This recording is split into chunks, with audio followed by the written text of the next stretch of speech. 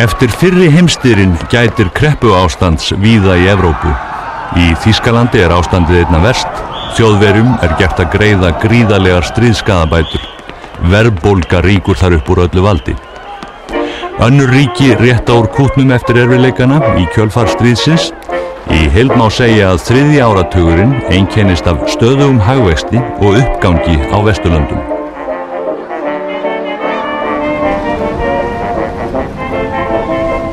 Bandaríkjamenn eru hinir raunverulegu sigurvegarar styrjaldarinnar. Þar ríkir mikil bjartsýni og velsæld allt þangað til kemur að kauphallarhruninu 1929 sem markar upphaf kreppunnar miklu. Í Sovétríkjunum látast milljónir manna úr hungri árið 1921, en eftir lát Lenins verður hörð valdabarátta þar eystra sem endar með sigri Stalíns. Mussolini verður forsætisráðherra á Ítalíu árið 1922 og tekur sér fljótlega alræðisvald. Adolf Hitler er handtekinn í München í Þýskalandi fyrir uppreisnartilraun 1923 og situr í fangelsi í 9 mánuði. Í klefa sínum skrifar hann bókina Mein Kampf. Austur í Indlandi er ungur lögfræðingur, Mahatma Gandhi, dæmdur í 6 ára fangelsi fyrir andóf. Á íþróttavellinum á knattspyrnan nú hug og hjarta almennings nema helst í Bandaríkjunum, þar er það hafnarboltinn sem hefur vinninginn. Í París slær unga danskonan Jósefína Baker í gegn með eggjandi dansi sínum sem er dæmigerður fyrir léttúð samtímans. Skemmtanalífið blómstrar og tískudansinn er Charleston.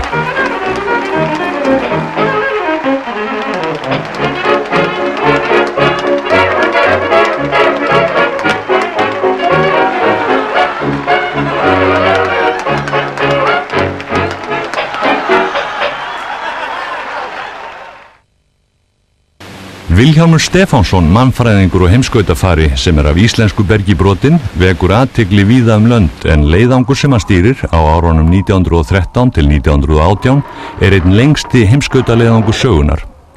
Landafundir hans við Norður Íshafið bæta við Kanada nær þrefaldri stærð Íslands. Landin er stoltur af þessum syni sínum í Vesturheimi. Hér situr hann fyrir hjá myndhöggvaranum Nínu Sæmundsson sem starfar í Bandaríkjunum. Þetta er jafnframt fyrsta talsetta kvikmyndin þar sem Íslendingar koma við sögu. Hlýðum á Vilhjálm.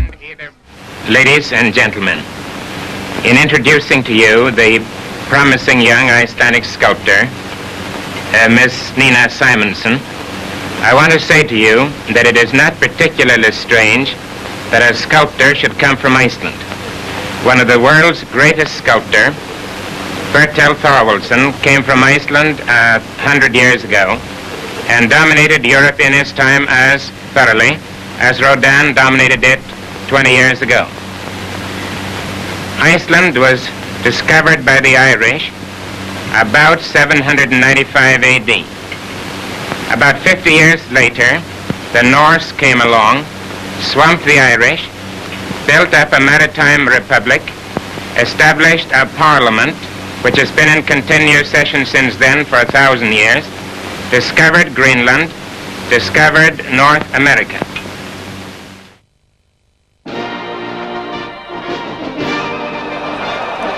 Kristján X, konungur Íslands, Alexandrína drottning og synir þeirra, Friðrik og Knútur, koma til landsins með herskipinu Valkyrien í júní 1921. Mikill mannfjöldi tekur á móti konungsfjölskyldunni þegar hún stígur á land. Byggður hefur verið heiðursbogi, alsettur fánum Íslands og Danmörkur og hvítklæddar telpur strá blómum í veg konungshjónanna. Ein þeirra er Þuríður Filippusdóttir af Bráðræðisholti. Það var safnað saman bæði stúlkum og piltum, þeir voru með flögg og við vorum með blóm. Ég man það að ég fór í mörg hús hérna á Vesturgötunni og alls það sem ég sá blóm út í potti, þá fór ég inn og baði hvort vildi ekki selja mér eina rós og það mér var tekið mjög vel. Ég man eftir því, ég fór með mjög fallega búkett í bæinn. Allstaðar er krökkt af fólki sem fylgist með enda ekki á hverjum degi sem konungur landsins og drottning kom í heimsókn. Þegar Kristján X kemur fram á svalir Alþingishússins, hrópa menn húrra fyrir konungi. En húrrahrópin fari í handaskólum eins og venja er, segir í Morgunblaðinu.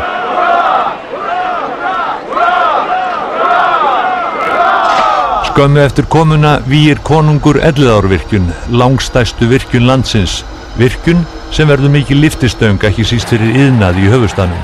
Hann fer líka akandi víða Suðurland ásamt fylgdarliði og kemur við á Þingvöllum og skoðar Gullfoss og Geysi í Haukadal. Konungur rennir fyrir lax á alkunnum veiðistað við Sogið, en ekki fyrir sögum af veiðiskap. En það þó greinlegt að hér fyrir maður sem ekki að renna fyrir fisk í fyrsta sinnið.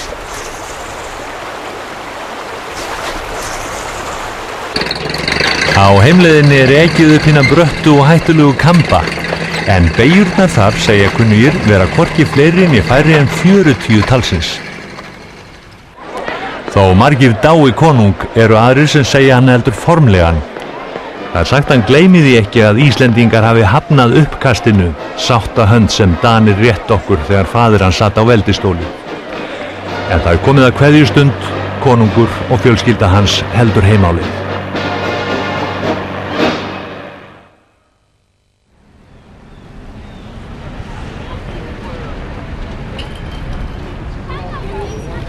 Snemma árs 1924 tekur nýstofnaður íhaldsflokkur við stjórnartömunum undir forsæti Jóns Magnússonar, en nafn hans, Jón Þorláksson landsverkfræðingur, verður fjármálaráðherra. Að íhaldsflokknum sem stofnaður hefur verið af andstæðingum Framsóknar og Alþýðuflokks standa 20 þingmenn og er hann þar með orðinn stærsti flokkur þingsins. Nýja stjórnin beiti sér fyrir hörðu aðhaldi í fjármálum, svo hörður reyndar að þingið 1924 er kallað sparnaðarþingið mikla. Fjárlög eru hallalaus og tekjur notaðar til að greiða niður skuldir landssjóðs sem fara ört minnkandi.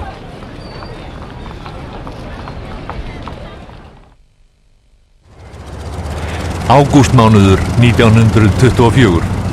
Svíinn Nelson lendir flugvél sinni heilu og höldnu í Reykjavík eftir að hafa flogið frá Orkneyjum með viðkomu í Hornafirði. Vél hans er jafnframt fyrsta flugvélin sem kemur svífandi yfir hafið til Íslands. Hún er ein af 4 flugvélum sem Bandaríkjamenn hyggjast fljúga umhverfis jörðina.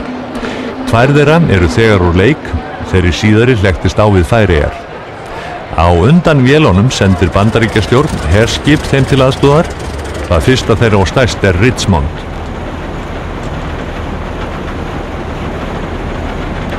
Með skipunum kemur fjöldi erlendra blaðamanna auk 2500 sjóliða og verða nokkur blaðaskrif vegna ástandsins í Reykjavík sem skapast þegar slíkur fjöldi dáta gengur á land.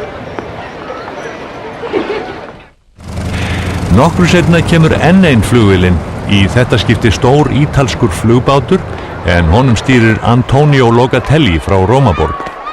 Fáum atburðum hefur verið tekið með jafnmikilli hrifningu og gleði af alþýðu manna.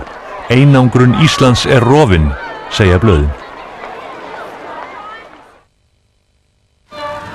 Nóvember 1921, hernaðarástand í Reykjavík út af rússneskum dreng.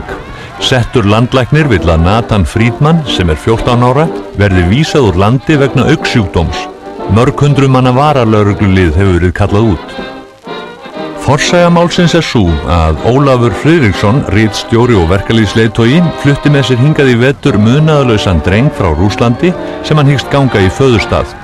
Landsstjórnin hefur úrskurðað að drengurinn skuli fluttur úr landi, en Ólafur fullyrðir að pólitíska ofsókn sé að ræða, en hann er í forystu róttækra vinstrimanna. Hann segir áhyggjur yfirvaldsins fyrirslátt, en það hafi ekki verið farið fram á að drengurinn væri settur í sóttkví. Stuðningsmenn Ólafs hafa slegið skjaldborg hús hans, en yfirvöld hafa kallað til hvítliða, varalið óbreyttra borgara. Komið hefur til átaka við húsið. Í hörðustu atrennunni er handtekinn hátt á 3. tug manna auk Ólafs, en flestum sleppt fljótlega. Drengurinn er sendur úr landi til lækninga, en Ólafur hrekst frá störfum sem ritstjóri Alþýðublaðsins.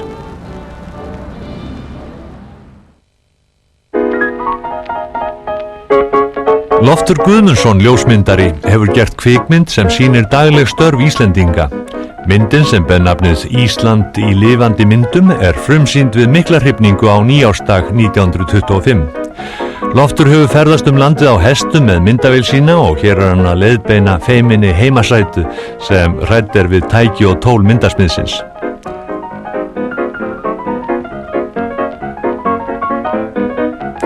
Loftur myndar einnig íslenska sjómenn við störf sín. Hákarlinn þykir engin happafengur og þegar hann lendir í trollinu aðeins hirt úr honum lifrin.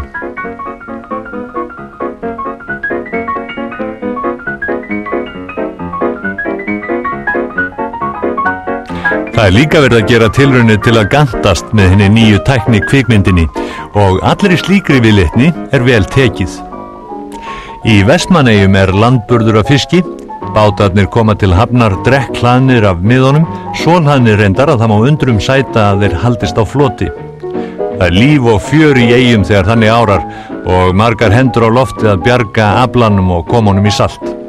Það athyglisvert að fylgjast með stráknum í matrósafötunum sem allstaðar virðist vera fyrir, en forvitnin dregur hann eins og svo marga aðra til að fylgjast með þegar slíkur handagangur í öskjunni.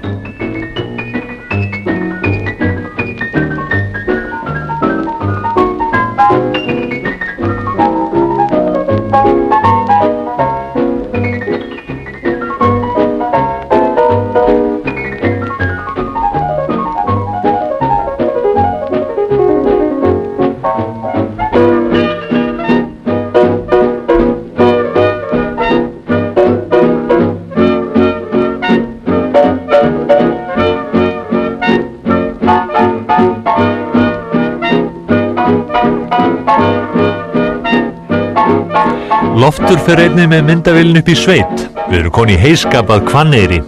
Ný tækni að ríða sér til rúms. Hestar eru látnir draga sláttuvélar sem þykir gríðaleg framför frá því sem áður var. Og svo það íslensku stúlkurnar sem eru sívinsælt myndefni.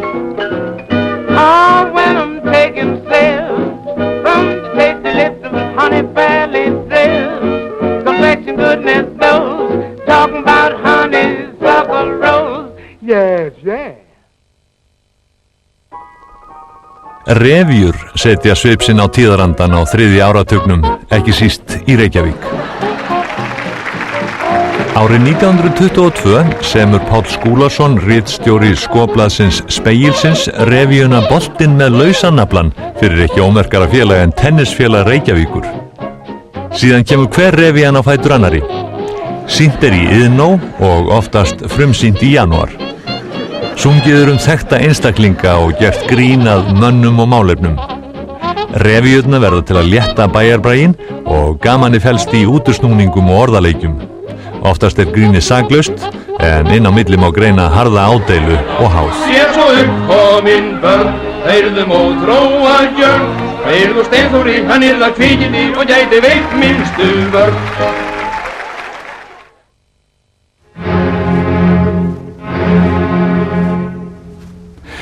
Einn þekktasti sonur Stokkseyringa, Páll Ísólfsson, organisti og tónskáld, áhrifamaður þegar kemur að henni dýru list. Jón Leifs einnig í hópi þeirra sem ryður brautina þar sem tónlistin annars vegar. Hann fær Fílharmoníu hljómsveit Hamborgar til að koma hingað til hans árið 1926 og heldur hljómsveitin fjölmarga tónleika sem vekja mikla athygli. Karlakórar stofnaðir víðum land og svo jazzinn kominn sem sumir kalla reyndar örgustu villimannatónlist. Og gleymum ekki harmonikunni, en nikkan ómissandi ef slegið upp balli eins og hér í Stóru Breiðuvík í Helgustaðahreppi við Reyðarfjörð á því herrans ári 1923.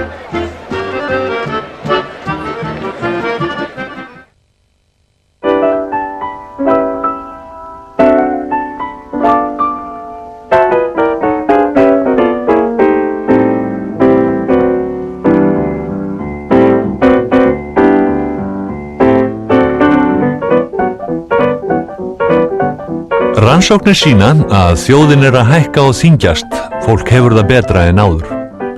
Morgunmatur og kvöldmatur landsmanna á 3. áratugnum aðalega grautur eða vellingur, auk súrmetis.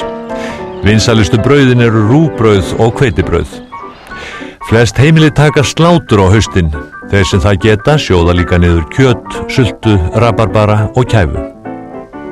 Í hádeginu að minnstakosti við sjávarsíðuna undantekningalítið soðning. Grænmeti landsmanna nær eingöngu rófur og kartöflur, appelsínur, epli, rúsínur og sveskjur þykir munaður og salt og pipar nánast eina kryddið. Menn drekka mjólk með mat og mjólkurneysla í bæjum landsins hálfur lítri á mann á dag að meðaltali. Kjöt á borðum einu sinni til 2 í viku og nú farið að steikja til dæmis lambakjöt. Rjómi hins vegar víða sparaður í sveitum og hann seldur.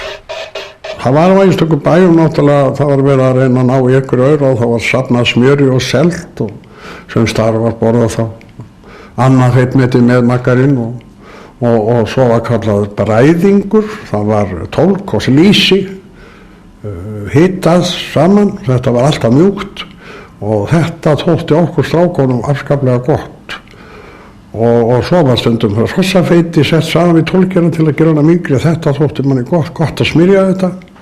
Rúgbrauðið stóð alltaf í skápnum, alltaf móttum að fara í rúgbrauðið og mjólkina og drekka og þá var nú undanrennan bara vegna þess að það var alltaf verið að hugsa smjörið og það var nú það sem við þurftum kalkið.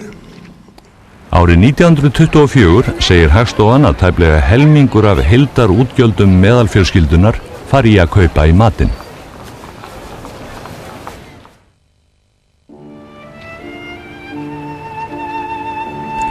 Berklarnir eða hvítidauðinn eins og þessi ógnvaldur líka nefndur tekur álega sinn toll, en aldrei eins stóran og á 3. áratugnum.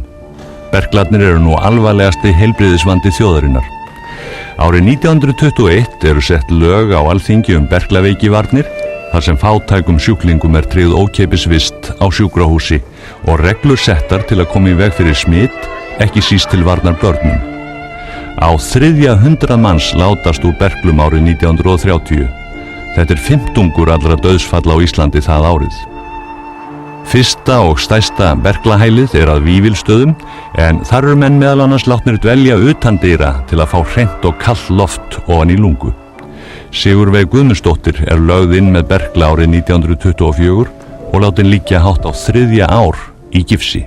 Ég bara hafði spegil og allt þetta fólk það hafði handspegla og tegði þá út í gluggan og það var gluggi sem ég gat hort út og alltaf á þetta sama á Arnarnesvoginn og Arnarneshæðina og rétt hindan á Trölladingju, það var útsýnið og maður gat fylgst með flóð og fjöru. Og svo sá maður himinin sem maður sér ekki lengur hér í Reykjavík. Ég meðan hvað það var gaman að horfa á stjörnurnar, sérstaklega Óríón. Hann var svo fallegur á himninum.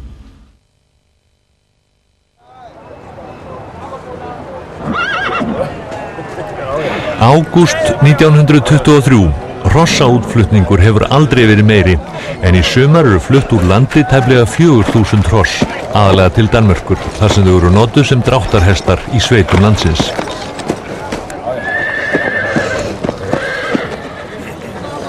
Hrossaútflutningurinn gefur vel í aðra hönd, eða 16% af útflutningi allra landbúnaðarafurða.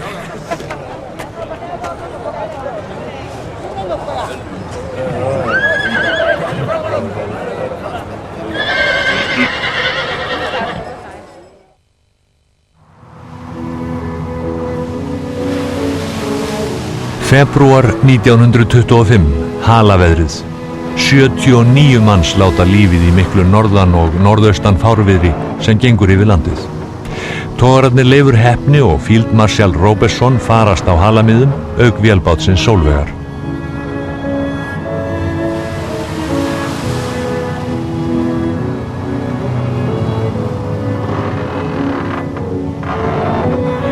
Ríkharður Jónsson reisir minnisvarða í Reykjavík sjómennina sem fórust. Minnisvarðin sá fyrsti sem reistur hefur verið íslenskum sjómönnum. Hann úr snjó og bráðnar á einni nóttu. Þetta þótti náttúrulega alveg skelfileg tíðindi. Allir held að öll væri bjargað með togurunum, að þeir gæti ekki farist. Það var trú. Svo þetta var reiðarslag á það. Ágúst 1925. Grænlandsfarið Gustaf Holm kemur með heilan grænlenskan söfnuð ásamt dönskum prófasti og grænlenskum guðfræðingi sem hlýtur prestsvígslu á Ísafirði. Söfnuðurinn á leið til austur Grænlands, en dönsk yfirvöld hyggjast auka byggð þar með skipulögðum flutningi á fólki.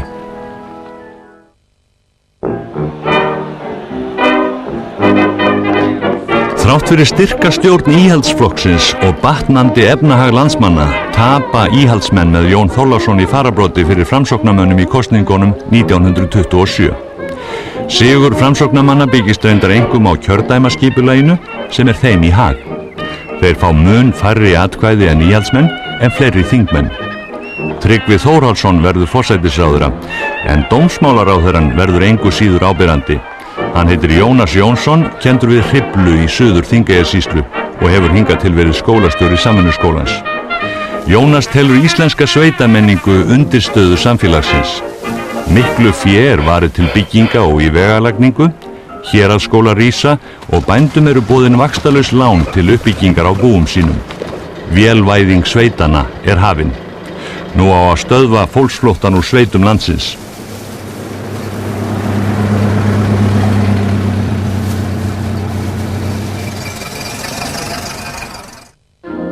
Úthlutun embætta einnig með öðru sniði en verið hefur.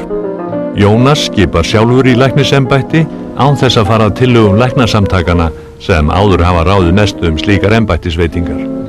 Málið vefur upp á sig og endar með því að Helgi Tómasson, yfirlæknir á Kleppsspítala, lýsir því yfir að hann telji dómsmálaráðherrann geðveikan. Jónas bregst ókvæða við og skrifar grein í Tímann sem hann nefnir Stóru bombuna. Þar ræðst hann á Helga og samtök lækna. Lyktir málsins verða þær að Jónas víkur Helga og stöðu yfirlæknis á Kleppsspítala. Halldór Kiljan Laxness sem nú dáir Jónas ritar í Tímann óskandi að drottin gæfi oss fleiri af slíkum vitfirringum. Þriðji áratugurinn áratugur þefaranna á Íslandi en það eru sérstakir eftirlitsmenn kallaðir sem Jónas ráðherra ræður til að hafa upp á landabruggurum og leynivínsölum. Frægastur þefaranna Björn Blöndal, bróðir Guðmundar Kambans rithöfundar. Heimabruggið kallað Íslendingur eða Landi en sunnanlands líka notað nafnið Höskuldur eftir ókrýndum konungi bruggaranna, bónda einum í Villingaholtshreppi. Árið 1926 þegar bóndi þessi gripinn í fyrsta sinnið finnast 2 tunnur af bruggi sem hann ber fyrir rétti að hann ætla að gefa hestum sínum. Dómari trúir ekki framburði ákærða og dæmir hann í 500 króna sekt. Tómas Guðmundsson skáld yrkir þrá manna á bannárunum eftir að komast í sveitasæluna. Blessuð sólin björt og heit brosir í hverjum glugga, ó að ég væri upp í sveit og ég kynna brugga.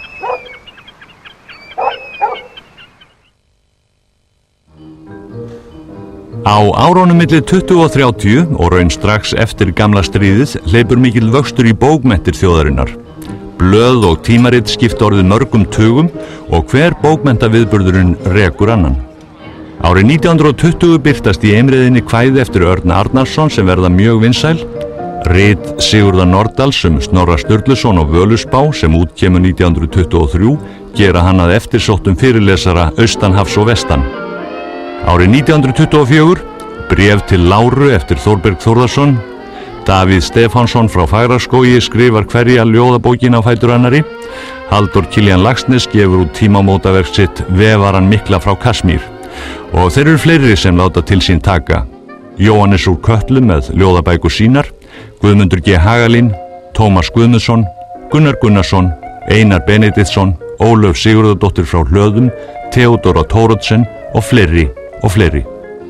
Árið 1923 bíða menn spenntir eftir því á Íslandi hver fær Nóbelsverðlaunin í bókmenntum því heyrst hefir að hluti úthlutunarnefndarinnar hafi sérstakan augastað á rithöfundunum og spíritistanum Einari H. Kvaran. Það hins vegar Írin William Butler Yeats sem hlýtur verðlaunin.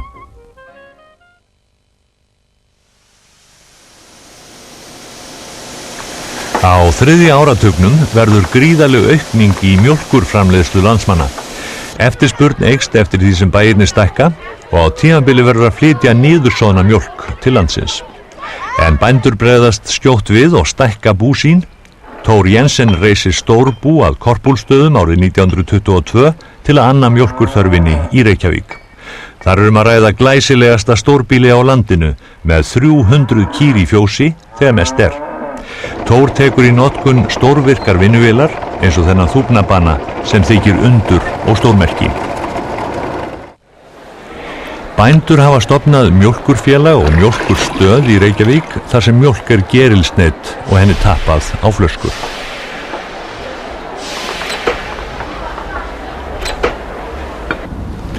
Mjólkurfélagið festir kaup á stórum yfirbyggðum bíl til mjólkurflutninga sem skreyttur auglýsingum.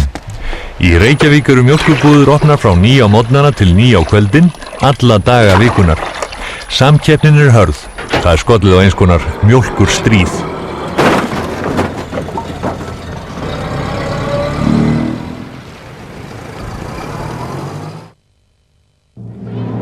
Íslendingar halda upp á 1000 ára afmæli Alþingis á Þingvöllum í júnímánuði árið 1930. Hátíðahöldin eru þau glæsilegustu hér á landi, allt frá landnámi.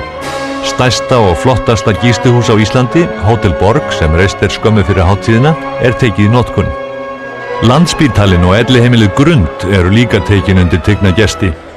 Landstjórnin býður fulltrúum fjölmargra ríkja til Íslands, en auk þeirra koma 200 blaðamenn til landsins þessa júnídaga. Mikið lagt upp úr því að hátíðin sé vínlaus.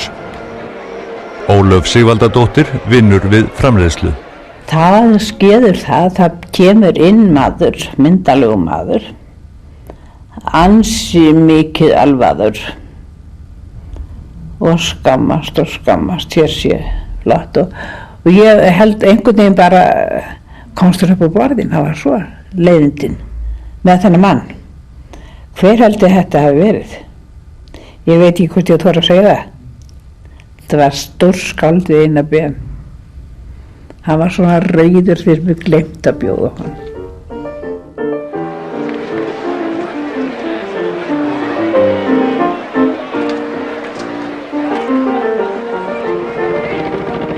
Franskir kvikmyndatökumenn fljúga yfir Þingvelli og taka myndir úr lofti á meðan á hátíðinni stendur.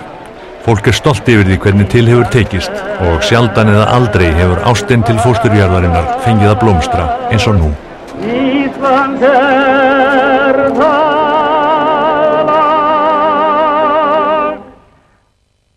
Desember 1930 stofnaðir hafa verið 2 nýir stjórnmálaflokkar á Íslandi með aðeins árs millibili. Í fyrra runnu íhaldsflokkur og frjálslyndi flokkurinn saman í nýtt stjórnmálaafl sem hlotið hefur nafnið Sjálfstæðisflokkur. Nýjasti flokkurinn hins vegar Kommúnistaflokkur Íslands sem klofningur út úr Alþýðuflokki. September 1930. Stærsti skóli í sveit á Íslandi, héraðsskólinn að Laugarvatni í Árnessýslu nú risinn og verða í vetur 125 nemendur í skólanum. Smíði hans hófst fyrir 3 árum. Guðjón Samúelsson teiknaði bygginguna sem í Burstabæjarstíl með rómantísku og þjóðernislegu ívafi. Aðalhvatamaður að stofnun skólans Jónas Jónsson frá Hriflu. Júlí 1930, loftfarið Graf Zeppelin komið til landsins en það sást fyrst yfir Hornafirði. Loftfarið varpar litlum fánum til jarðar yfir Reykjavík og svífur því næst upp á Akranes. Í skeyti sem Tryggvi Þórhallsson forsætisráðherra sendir farinu segir: Heill fylgi föriðar, herra kommandant, hingað til Íslands og heim aftur. Berið bróðurkveðju frá Íslandi til Þýskalands.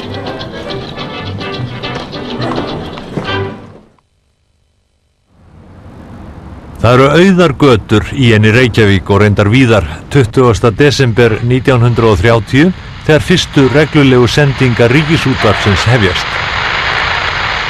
Það hefur varla verið beðið eftir öðru í meiri eftirvæntingu og með meiri vonarhug hér á landi heldur en þessari útvarpsstöð. Þetta Helgi Hjörvar sem einn þeirra fyrstu að tala í útvarp á Íslandi. Reyndar aðeins 500 útvarpstæki til í landinu, en það eru örugglega vel á þau hlustað þegar útvarpað Húsfreyja ein segist frekar vilja missa snembæruna úr fjósinu en viðtækið af hillunni í eldhúsinu. Hljóðstofa útvarpsins við Hafnastræti í Reykjavík.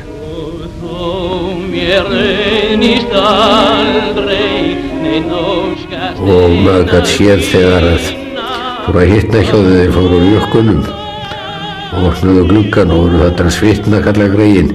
Þeir spiluðu þarna alveg sundur og saman og svo var í húsinu vinnukona vestan á Dölum og hún fagnaði því þegar þeir opnuðu gluggan alltaf því að þá er fólkið heima bílana í Reykjavík flauta. Það er verið að sýna fyrstu íslensku gamanmyndina í kvikmyndahúsum landsins.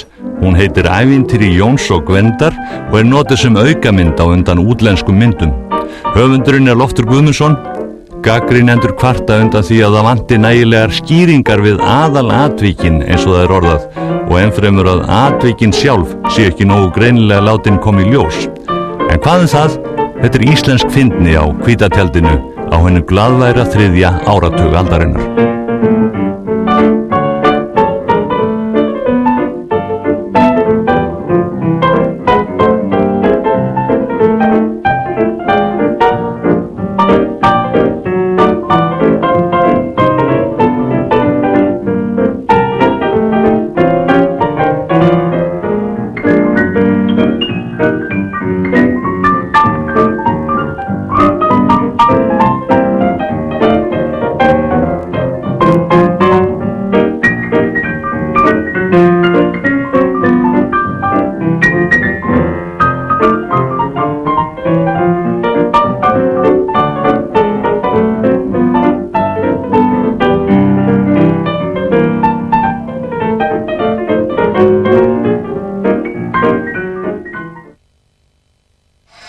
Í næsta þætti fjöllum við kreppuna miklu sem reyndar varir lengur á Íslandi en í flestum öðrum löndum hins vestræna heims. Baráttuna brauðið, Gúttóslægin og heftalegar deilur víðum land. Við heilsum upp á Jóhannes Kjarval listmálara en á 50. afmæli sínu óskar meistarinn þjóðinni til hamingju með afmælið. Við kynnumst raunum fólks eftir jarðskjálftan mikla á Dalvík og þeim ósköpum þegar fjöldi barna brennur inni á jólatréskemmtun í Keflavík. Við fylgjumst með skrúðgöngum nasista í Reykjavík og því þegar þekktasti miðill landsmanna er sakaður svik eftir að athugull lögreglumaður tekur ljósmyndir á miðilsfundi. Við verðum einnig vitni að þeim einstæða atburði þegar Bretar hernema Ísland.